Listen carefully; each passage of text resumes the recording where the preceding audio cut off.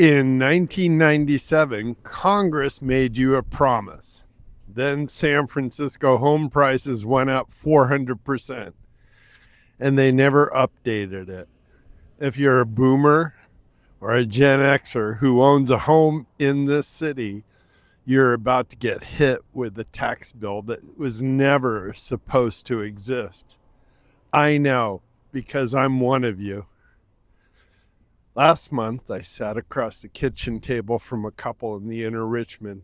They bought their home in 1986 for $180,000. Today, it's worth $2.4 million. They thought they were sitting on pure profit. Then their CPA called. The tax bill? Over $340,000. And here's the part that should make you angry. That bill exists because of a law written in 1997 that Congress has never updated. Not once. In nearly 30 years. Today, we're talking about the biggest hidden trap facing our generation in San Francisco real estate. Stay with me, because in the second half of this video, I'm going to give you 5 strategies to bring to your CPA that could save you 6 figures. Let's start with the rule itself. It's called Section 121, exclusion. And on paper, it sounds generous. If you owned your home and lived in it as your primary residence for at least 2 of the last 5 years, you can exclude up to $250,000 of profit from capital gains. If you're a single, and that's if you're single, $500,000 if you're married filing jointly. Anything above that is taxed. Now, when this law passed in 97, it was a gift. The median San Francisco home was around $300,000. Almost nobody hit the cap. The $500,000 exclusion covered virtually every homeowner in America. But here's the problem. The number was never indexed for inflation. Not for home prices, not for anything. It's been frozen since the Clinton administration. Think about what's happened to San Francisco real estate since 1997. The median home price has gone up roughly 4 to 5 times in neighborhoods like the Marina, Pacific Heights, Seacliff. Many homes have gained $2, $3, $4 million in value. Meanwhile, that exclusion hasn't moved $1. If the exclusion had simply kept pace with inflation, it'd be roughly double today, closer to $1 million for a married couple. Instead, what was designed to protect ordinary homeowners has quietly become a tax on longevity.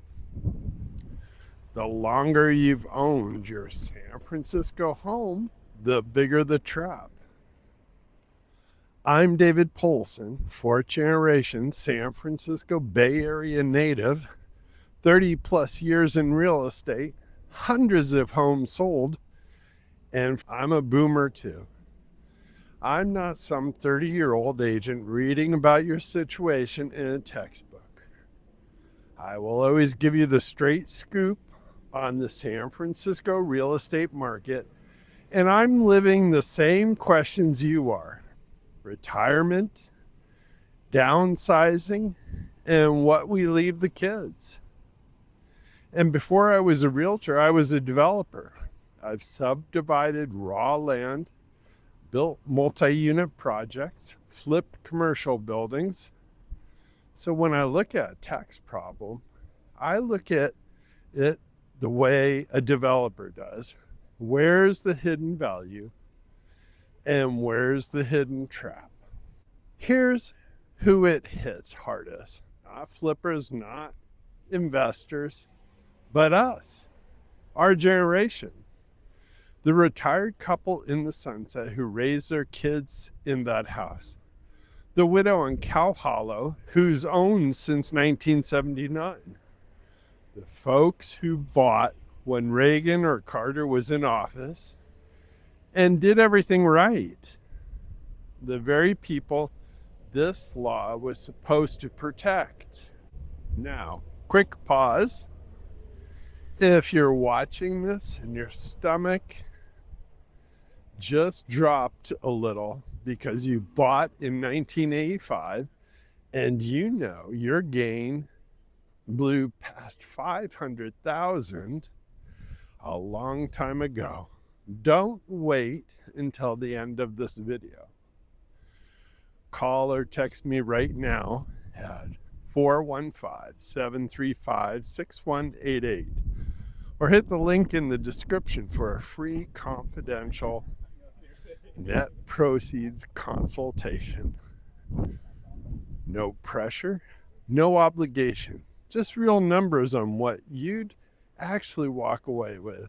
Okay, now let's talk about how this tax is actually calculated, because this is where most homeowners get it wrong and where the opportunity hides. Your taxable gain is not your sales price minus what you paid. It's your sales price minus your selling cost, minus your adjusted cost basis. And adjusted cost basis is the magic phrase. Your basis starts with your purchase price, but it grows with every capital improvement you've ever made. The new roof in 1998, the kitchen remodel in 2005, the foundation work, the seismic retrofit, the rear addition, the new windows, the landscaping, the bathroom you redid twice.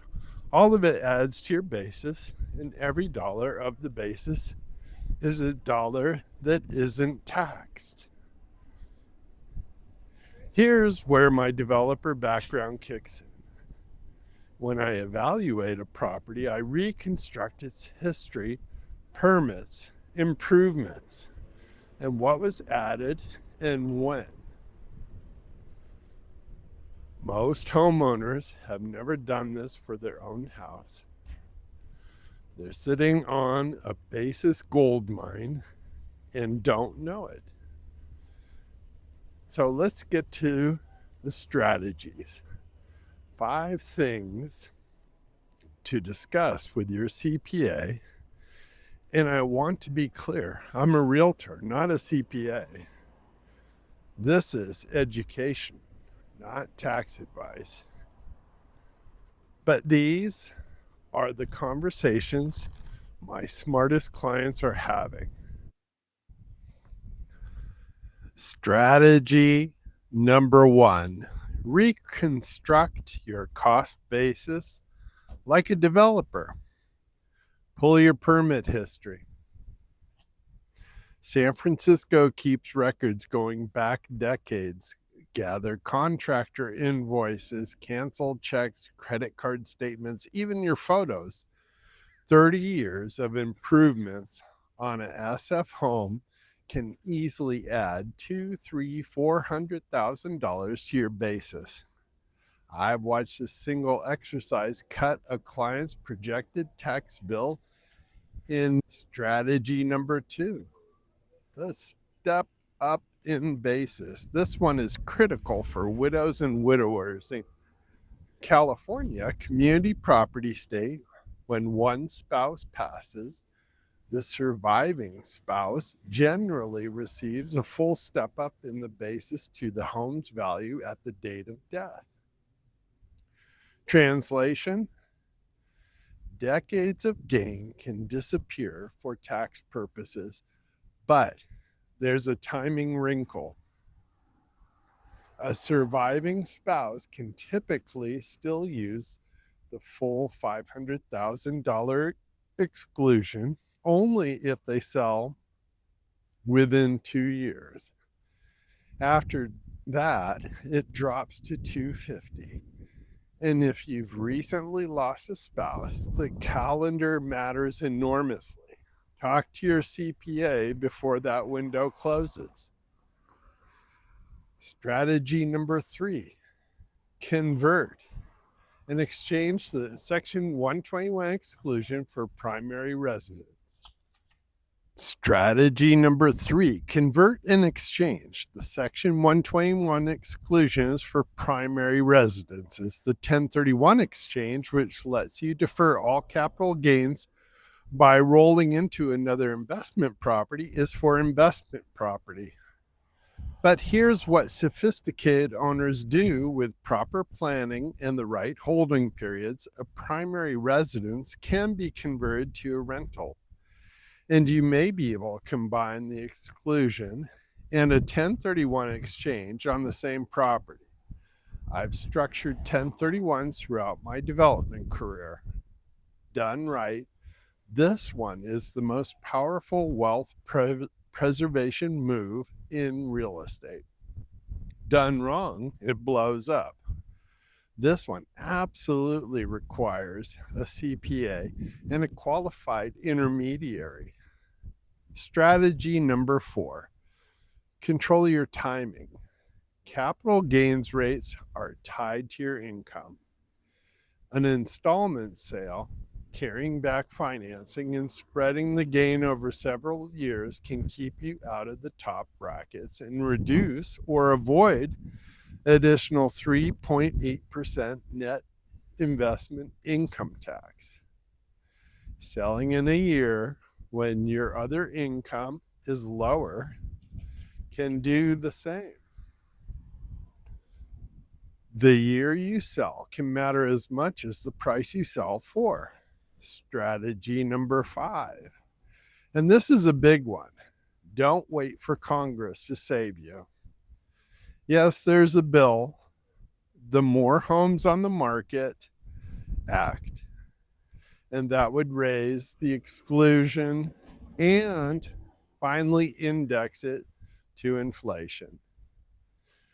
It's been introduced, it has support, and bills like it have been introduced before and gone nowhere. You cannot plan your retirement around legislation that may never pass. What you can control is your basis, your timing, your structure, and your market. And that brings me to the market itself. Here's the truth. San Francisco is in a genuinely competitive seller's market right now. Inventory is the most desirable, in the most desirable neighborhoods, remains tight. The tech and AI wealth wave is creating young buyers with serious purchasing power. And do you know what they want? Exactly what our generation owns. The classic Edwardians, the marina style homes, the view properties we bought decades ago. Every year you wait, 2 things happen. Your gain above the frozen exclusion grows, which means your tax exposure grows, and you roll the dice on where prices, rates, and tax law land next. For those of us thinking about retirement, the grandkids, or simply a home without 3 flights of stairs, the math favors planning now, not later. The homeowners who win aren't the ones who wait for the perfect conditions. They're the ones who plan, who reconstruct their basis, run the numbers with a CPA, and then sell into strength with a realtor who understands not just marketing, but the development, economics, and tax structure underneath the deal. That's the difference. That's the difference I bring. Fourth generation, San Francisco Bay Area, a boomer who's lived these same market cycles you have. 30 years, three hundreds of homes sold, and a developer's eye for value that most agents simply don't have. When I sit down with you, we're not just talking list price, we're talking net proceeds after tax and how to maximize what you spent a lifetime building. So here's your next step. If you've owned your San Francisco home for 10, 20, 30 years or more, call me at 415-735-6188 or visit sfhothomes.com for a confidential home value and net proceeds consultation. I'll show you what your home is really worth in today's market, and we'll build the team, including your CPA, to keep as much of the gain in your pocket as legally as possible. If this video opened your eyes, do a neighbor a favor. Share it with someone who's owned their home since the 80s or 90s. Subscribe and hit the bell, because next week I'm breaking down Prop 19, how to take your low property tax base with you when you move anywhere in California. That one's a game changer for our generation. I'm David Poulsen. I will always give you the straight scoop on the San Francisco real estate market. Your equity took decades to build. Don't give a third of it away in one escrow. I'll see you on the next one. Bye-bye, everyone.